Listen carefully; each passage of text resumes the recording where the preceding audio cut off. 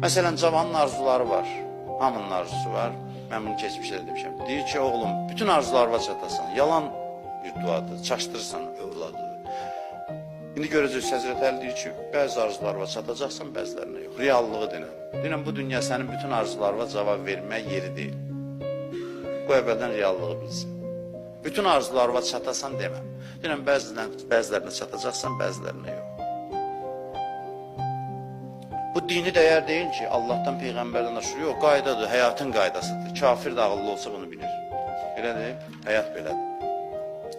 Həzrət Əli Aleyhisselam sadiqanə danışır, dürüst olduğu kimi reallıqları çatdırır. Bəziləri eləmir. Məsələn, gənclərdə bir maksimalizm var, razısınız.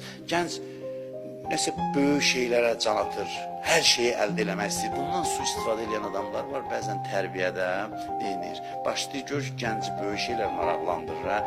Başlayır gənci dünyaya çəkmək üçün. Dünya kiçikdir axı. Gənclə dünya arasında bir tərs mütənasiblik olmalı. Başlayır dünyanı böyütməyə. Və müasir dünya gəncləri belə ovlayır. Bu ki, maksimalistdir, gətirir, cılız hədəfləri böyüdür süni şəkildə ki, o hədəflərə yönəltsin gəncləri.